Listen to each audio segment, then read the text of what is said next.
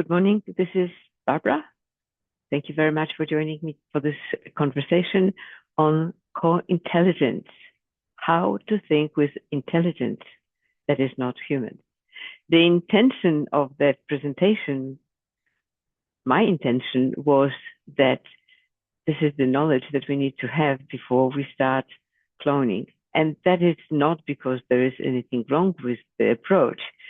It is so that we feel more connected to AI before we start planning how to use it for our own benefit. And also that gives us an understanding of what generative AI is. And generative AI is the AI that can think based on the information, the lots of information it has available to it. And also to be comfortable working alongside AI as a concept. It's not a secret that the world has changed. We had industrial revolution a long time ago. It gave us cities, followed by information age, which gave us computers and functional electronics we use every day. It was followed again by internet, which opened the world to us, made the economy expand, made our view of the world expand, and made a lot of things possible that were not possible before. From there, it was the time of knowledge economy, where we as humans could store enormous amount of information and use that information. The difficulty became when we started to integrate information that was stored in different places in different formats. So now to help that integration and take us beyond what we ever expected, we are now entering the age of co-intelligence, when we think, we humans think, and AI, artificial intelligence, thinks.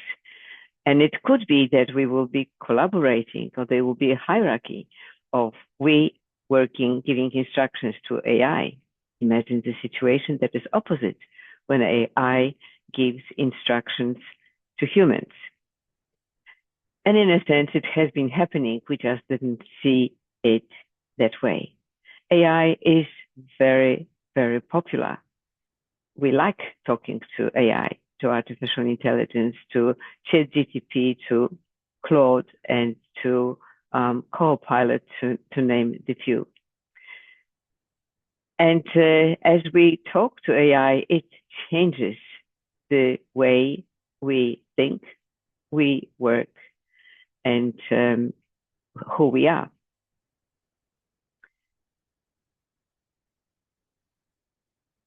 Can I ask who here is using AI already? And who here has already noticed a change in how they work because of AI? And who here believes that AI can change who we are?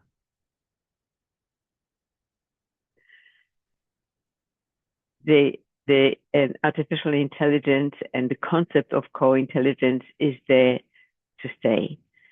And rather than fighting the big wave, as you can see on the screen, a big, enormous wave, and think how we're going to conquer that, let's try to learn to surf with it.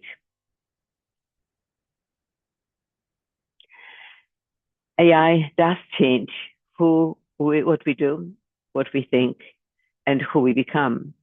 It amplifies experiences, and this is probably the good time to ask, what have you been using AI for? I use AI to do research, to find things. I ask AI's opinion. I even ask opinion on things that are not strictly work. AI changes our identity because it changes how we think. It changes how we express ourselves, and that's creative identity. And it changes how we are leading by changing how we decide, how we ask questions to get better answers, it encourages us to experiment, try this option, try this point of view, this perspective, and how in time it built trust around human and AI working together. Because AI does introduce a lot of changes. It is becoming our cognitive partner, not just a tool. I do ask questions of AI advice. We use AI as a mirror, and what that means is whatever we say, how we phrase our prompts to which the AI is responding, makes us realize that sometimes we make mistakes ourselves, that we make assumptions, that there are blind spots in our information, and vice versa. We can point also a missing bit of information to AI. And it changes how we approach work. We already we speak between ourselves, talking about how we want to pass on all the mundane responsibilities to someone that can do it without thinking much, a repetitive task. But looking at ChatGPT, it doesn't like repetitive tasks. So what does it mean? The future of work changes how we relate to computers. We already speak to our AI as a human. And imagine that this new human, AI human, is sitting next to us. How are we going to be interacting? And already a year ago, when I was doing my ICI assignment, I read an article by McKinsey who prompted that relationship, who tells whom what to do, is one of the important things we need to consider, and one of the most difficult tasks for our leaders. But as much as we get excited about what AI can do, it can be wrong. Who here has noticed that we do sometimes get not precisely what we want it to be. And that happens when we ask for specific information, and even reading the responses, we have a feel that what AI is giving us is an interpretation of the information that we wanted. Even I noticed writing this very presentation, I asked for the list of references that I can explore to find more information on the topic. It gave me the broad brush of what I need to read, but not specific Harvard-based, Harvard-style references. Now, it doesn't happen always. It happened this particular time. Most of the time, I insist that I have to have the clear references, and it does give it to me. But even in the book, and by the way, I am referencing the book by Ethan Mollick, Core Intelligence. He talks about a situation where people take the information from AI and use it directly without verifying that. And it happened in a court case where a particular lawyer was building his case based on what AI has given him, looking for evidence. And when it came to verifying the evidence, it wasn't there. It was a generalized information provided by AI. Now, why does that happen? It happens because AI does not store information it stores the information, but it doesn't use it the way we would use a recorded message.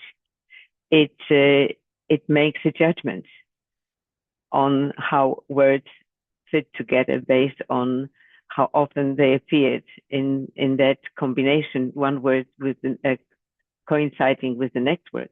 It adds some weighting algorithm to that and arrives at a plausible answer. And it never goes back to what it said before. It reproduces the results next time round. So it is in our interest to be sure that we do check what we pass on. So given all this, the big question that is ahead of us is, as we start working more and more with computers, and as our identity changes, our way of thinking changes, our approach to things changes, who are we becoming in, say, 5 years' time? I'll let you ponder on that. So what is co-intelligence? Co-intelligence, as I mentioned before, is the intelligent human working with intelligent machine. An intelligent human contributes the creativity, the judgment, the values, the meaning. The artificial intelligence partner adds to it speed, access to knowledge, so information, and ability to recognize patterns across big data. And the result of that we appreciate is we are able to ask better clarifying questions, make better decisions, and achieve a better outcomes. So in context of that, co-intelligence is, and artificial intelligence is not quite a tool. If you think about an artificial intelligence person sitting next to us, you would say it's another being, and we speak to them that way. And the artificial intelligence that we work with can be a collaborator, can be our tutor, a coach, a researcher, an editor, creative partner, or critic, or creator.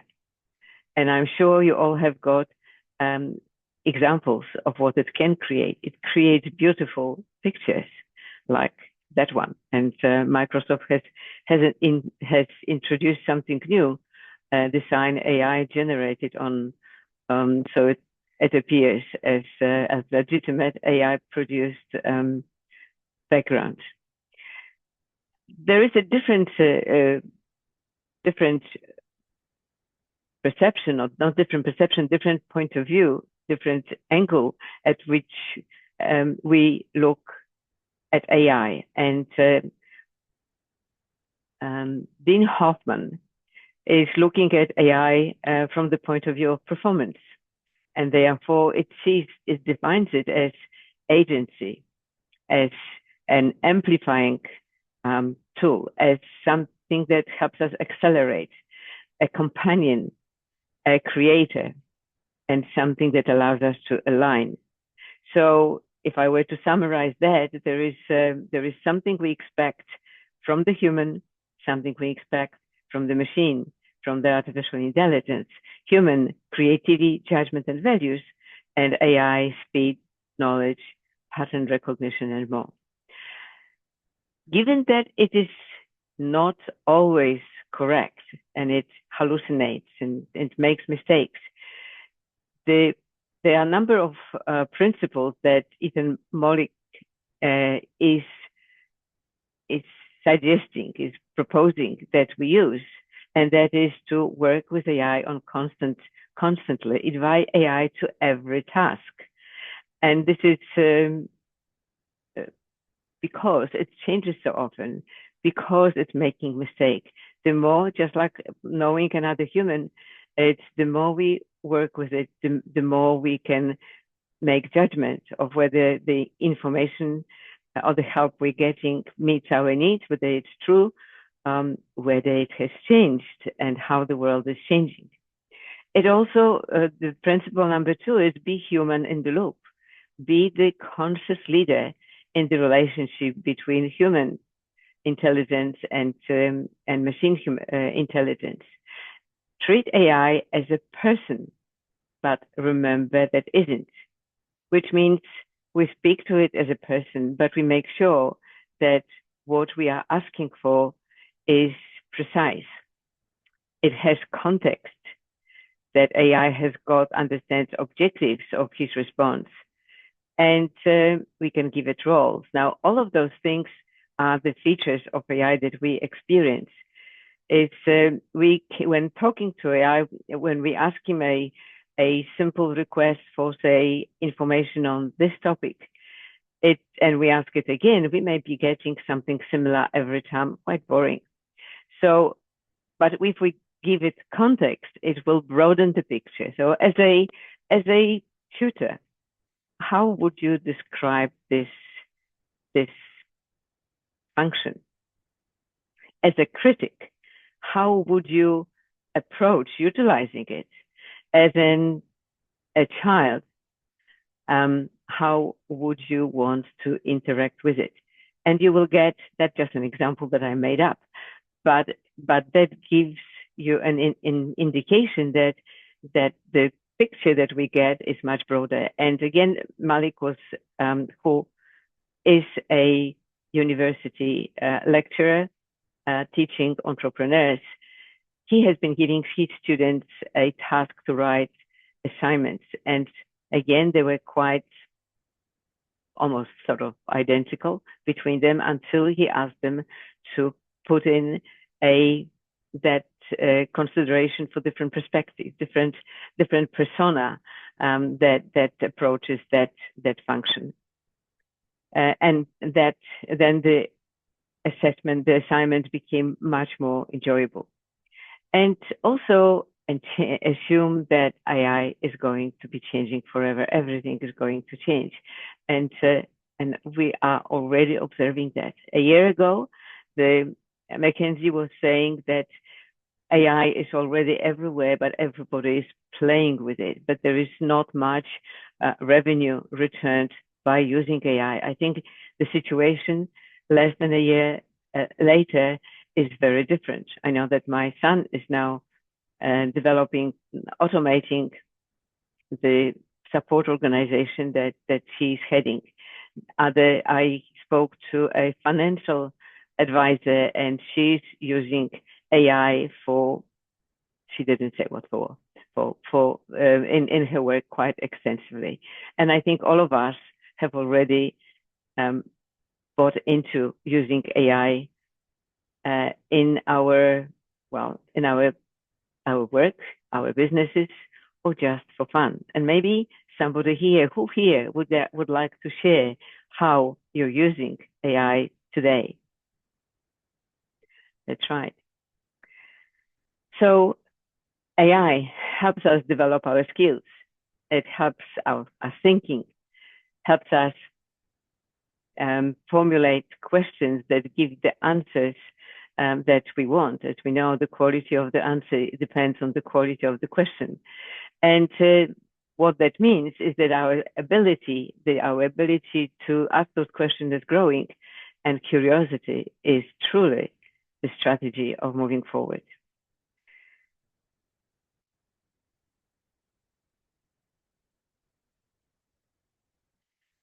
Now, if we look at the AI architecture, how we interact, I'm not architecture in physical terms.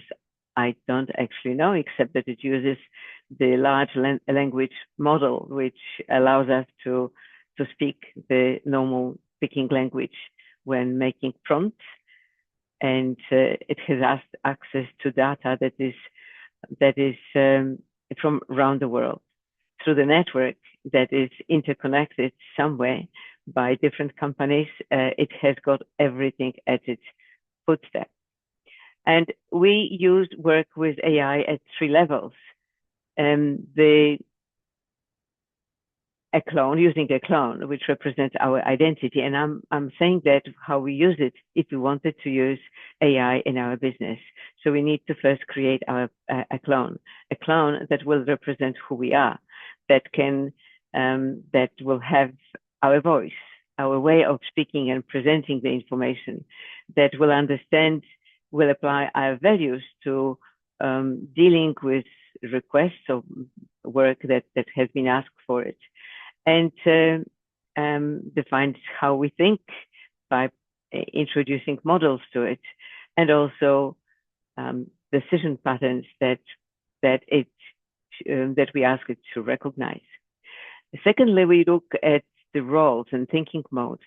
The AI can think as an explorer, challenger, simulator, amplifier, so it can have different approach to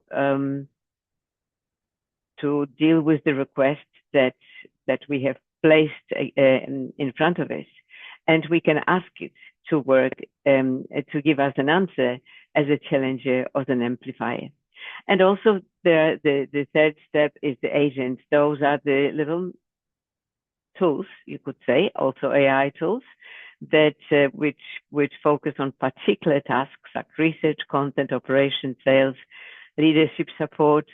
We can use agents to request the same routine to be applied to, say, different clients, like asking the questionnaire of the clients, or writing a report for a client which needs to be in a certain style. But I'm here talking about how the machine is working, but really what is important about AI is that relationship between how we think and how AI thinks. And it became very clear to me when I went on a number of occasions. First of all, the ICI and the Coaching Institute makes that statement very strongly. I went to a seminar which was entitled The AI Consultant, and I thought it is going to tell me about the tools, how I build them so I can support my consulting business. It did none of this. What it said is that AI will, depending how we use it, will amplify what we want done. Will make it faster, will make it more complete. But if we don't know precisely where we want to go, whether we're going in the right direction, it will amplify that direction. If we go the wrong direction, it will amplify our negative results as well.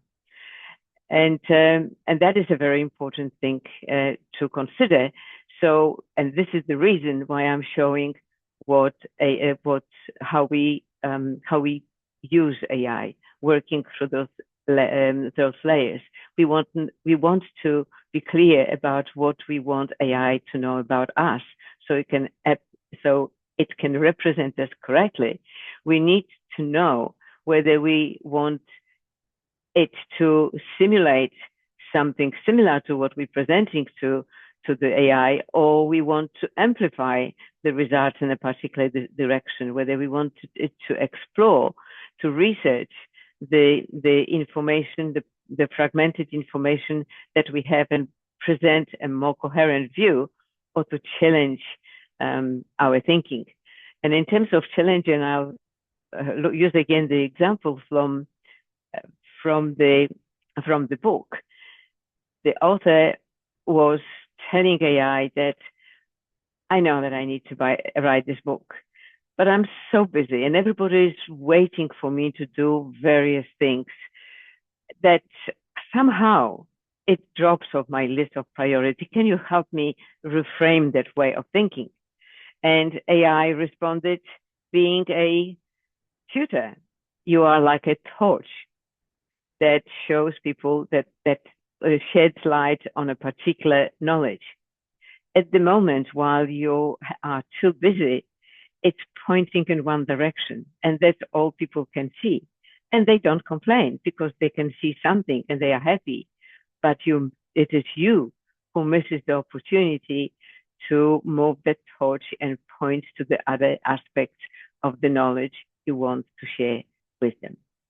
So I think I wanted to emphasize that. And also, before we build the clones or agents, we need to know how AI thinks so we can put those things together. And for the benefit of the conversation with the team, with the group of conscious leaders, I've prepared some examples. But this slide that I'm just showing, which talks about, we talked about the layers of interaction with AI. We also need to talk about the functional content of that interaction, and that is the workflows, for instance, the sequence of things we want the AI to do, or the functionality we want to address. And then consider how that, in preparation again to thinking about, I'm going to ask AI to do certain things, think about the difference there is in how we operated without AI and now with AI. So if we consider a particular workflow where we, for instance, thought a little bit, wrote a little bit, then edited it and finished, say, writing a report, that will be our normal function. When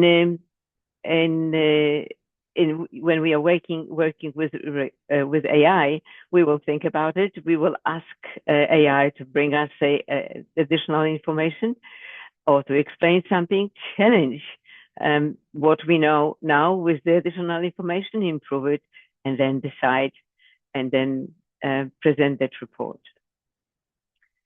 We can be thinking about, and I mentioned that before, in what roles we want the AI to operate. And again, we putting ourselves as judges, as responsible for ethics, for the purpose of what we want to achieve, for the meaning that we want everybody to experience in the information that we are sharing, and leadership we apply to that.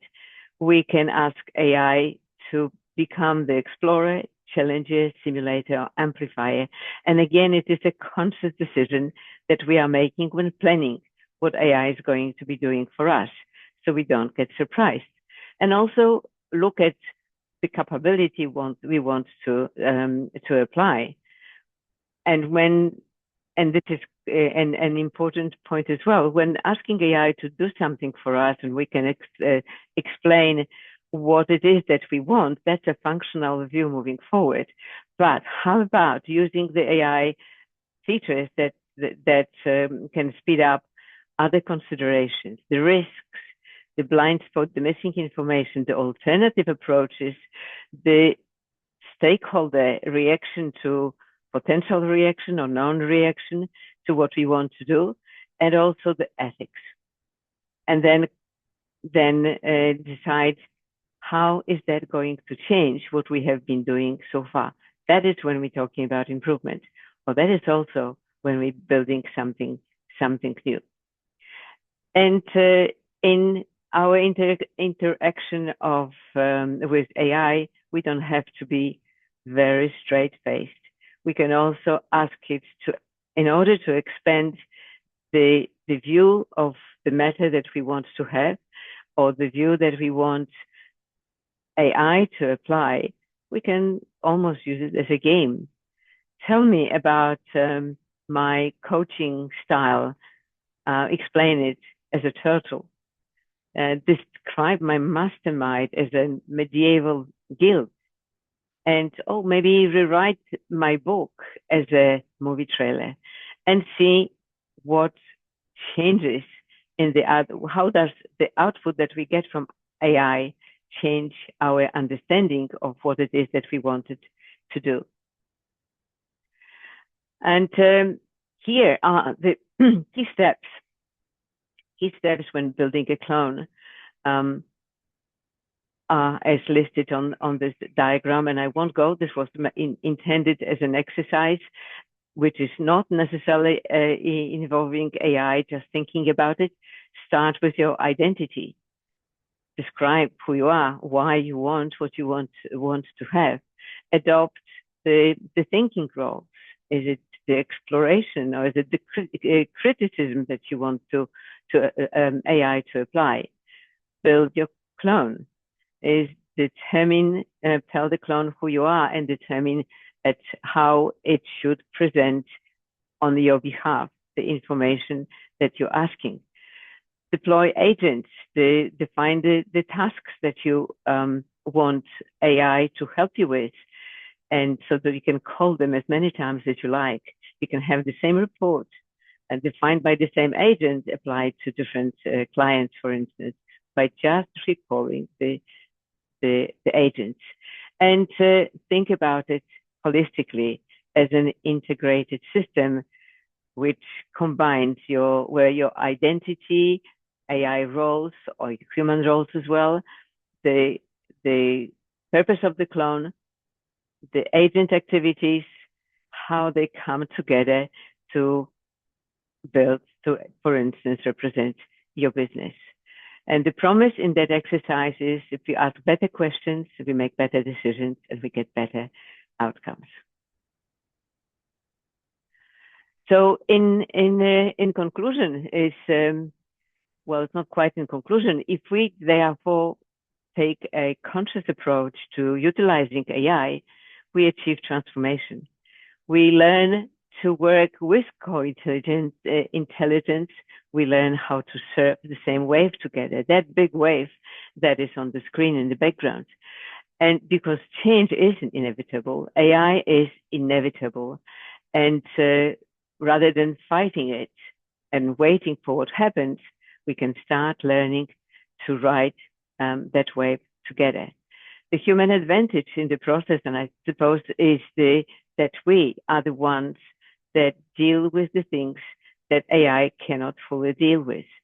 Empathy, ethics, purpose, meaning, connection, and wisdom. But again, referring to the book by Mollick, the computer, our AI may not necessarily think that they have no feelings and they are not self-aware. As a matter of fact, that was one of the prompts. The AI does believe that it may be thinking and feeling a little bit differently. It still represents some entity that is fully aware of themselves. So given that this is happening and we still don't know, what do you think? Can AI replace human? And the answer, and first answer comes that yes, it can, if you allow it. If you allow it, if we take the output from AI and use it without any discretion, then it may take us where we don't want to go. It can actually take over without being fully intelligent and fully aware in a human sense. It will take us to where we don't want to go. So therefore, it is important that we do cooperate, collaborate. We think together. We run the business together, where we use our judgment, our leadership, and our identity, and let AI do what they do best. Now, in conclusion, leadership changes the future. Co-intelligence changes both the leadership and the future. And by surfing the wave of change, which is my favorite topic, makes that whole process more human, interacting of AI. We are surfing the same wave. And when we have that understanding, then we are ready to partner with AI. We are ready to create clones, agents, and make us work coherently together. And that is the closing of my presentation today. My last slide actually shows where I have been looking for information to put that presentation together. I have asked afterwards AI to give me the full references in Harvard style, and I got the references. Some of them were exact, but some of them were more descriptive based on AI knowledge. Enjoy AI, enjoy the day, make it being easier using AI, and I'm looking forward to our next conversation. Thank you.